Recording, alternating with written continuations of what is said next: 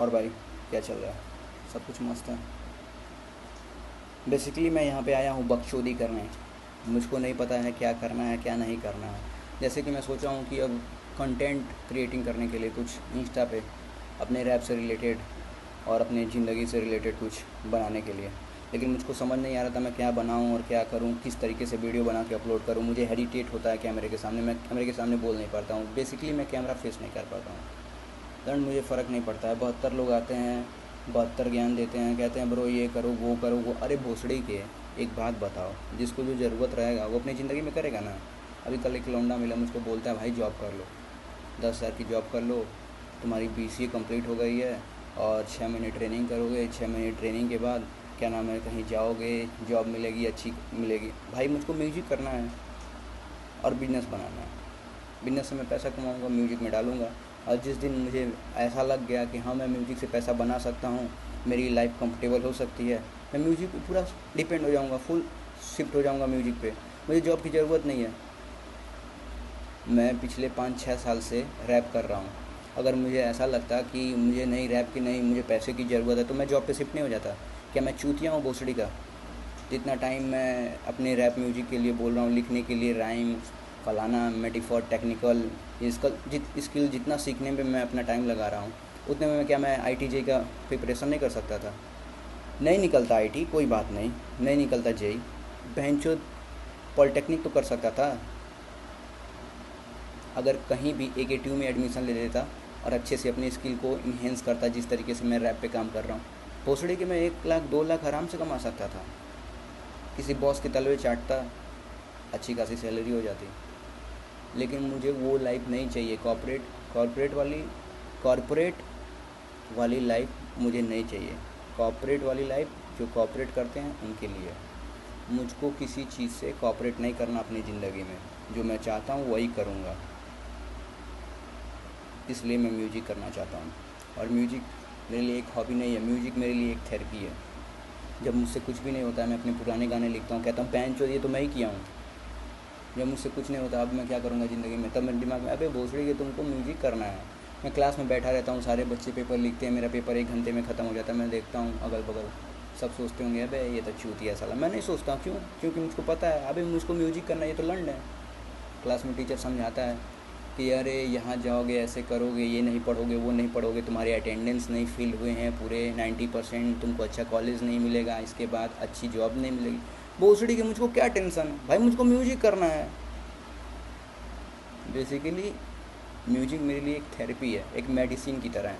समाज की ताने, घर वालों के ताने, टीचर्स के ताने और कुछ लौंडू लोगों के ताने बहाने को अवॉइड करने के लिए म्यूजिक करना है। अब भाई कोई जब म्यूजिक को समझेगा तब ना मुझको समझेगा। हिप हॉप मतलब क्या होता है? इधर तो चोलिया में लगा दो हुक राजा जी ढोड़िया चाट लें, ये गाना चलता है, तो मदर चुल्लन हिप हॉप को समझेंगे? सेंस होना चाहिए ना भाई, सराउंड तो होना चाहिए ना हिप हॉप को समझने के लिए। तो जो हिप हॉप को नहीं समझता है, जो मुझको नहीं समझता, I am already bigger than you. मैं इनसे ऑलरेडी ऊपर हूँ, क्योंकि मुझको समझ नहीं सकते हैं।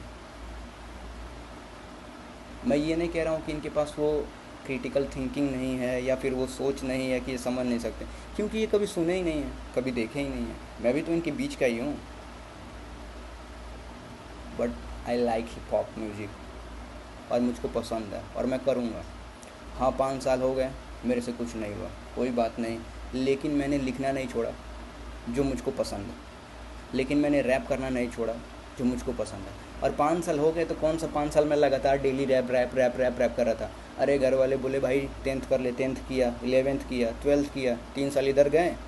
उसके बाद थोड़ा सा टाइम मिला 6 महीने कोविड के टाइम में, तो थोड़ा सा काम किया। फिर भोसड़ी का BCA किया 3 साल। फर्स्ट ईयर में BCA पे पूरा ध्यान था, सेकेंड ईयर में तो पूरा ध्यान था, अभी मेरा लास्ट ईयर था, तो 6 महीने से मैं फिर से रैप स्टार्ट कर दिया। लेकिन कंसिस्टेंसी, अगर मेरे दिमाग में कोई थॉट चल रहा था तो मुझे ज़िंदगी में क्या करना, वो कंसिस्टेंसी 5 साल से रैप ही चल रहा है, कोई और नहीं चल रहा है। लेकिन कंसिस्टेंस अगर मैं बोलूँ कि लगातार 5 साल काम किया हूँ, तो ये मेरे लिए गलत होगा, क्योंकि मैं 5 साल लगातार काम नहीं किया हूँ। ये मैं एक्सेप्ट करता हूँ। और हाँ मैं ये भी एक्सेप्ट करता हूँ कि मैं जहाँ पे हूँ, जितने टाइम भी काम किया हूँ, उसका रिजल्ट और उसका आउटपुट मुझको मिला है म्यूजिक से। अभी कुछ महीने पहले मैंने 3 गाने ड्रॉप किए थे। एक नॉट परफेक्ट मैंने सोचा कि मेरा फर्स्ट गाना है, तो आइडेंटिटी अपना बताना चाहिए मुझको, तो मैं उस टाइप का गाना लिख दिया। नॉट परफेक्ट, मैं पहले जैसा बंदा नहीं, नॉट परफेक्ट तो मुझे कभी सुना नहीं। लाइट भाग गई बेंचो। एक सेकंड मोबाइल जलाता हूँ भाई, इन्वर्टर नहीं है ना, पैसे वाले घर से नहीं है अपन। हाय। तो नॉट परफेक्ट के बाद मैंने एक डेज ऑफ, थोड़ा सा फ्लैक्स टाइप गाना किया। Days of fucking like a big three, days of में होने लगा मिस्ट्री, डेज ऑफ ना होगा तेरा सीन चेंज है। फिर एक D&D किया, जो थोड़ा सा लोगों की बातों पे था, मतलब ये टेंट मारते हैं, वो करते हैं, फलाना ढिकाना लौड़ा दस्तून, उन सब चीज़ पे किया था। 3 गाने ड्रॉप किए हैं।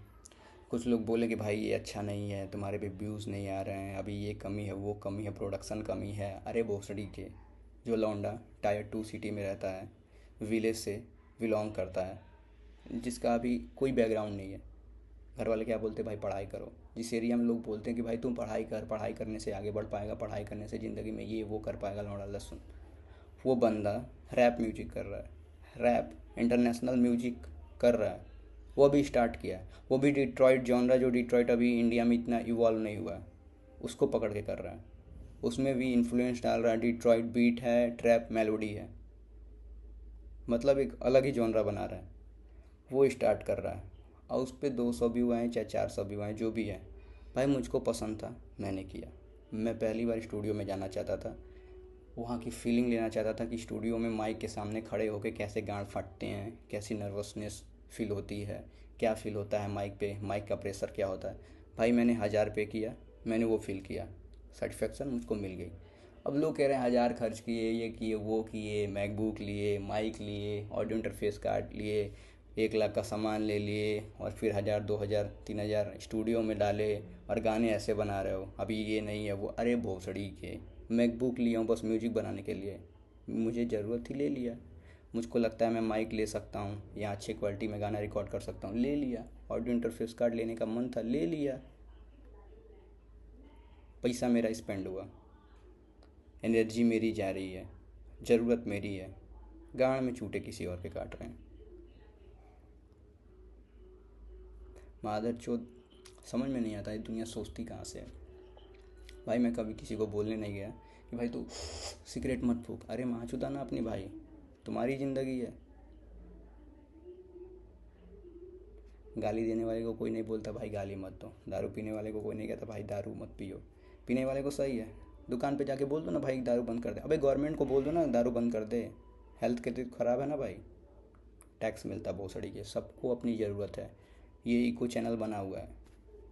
एक चिड़िया किसी जानवर को खाती है, चिड़िया को कोई और खाता है, मुर्गा कीड़े को खाता है, और तुम भोसड़ी के मुर्गे को खा जाते हो। बेसिकली एक इको चैनल है, ये नेचर का बिहेवियर है। समझ में आया भाई?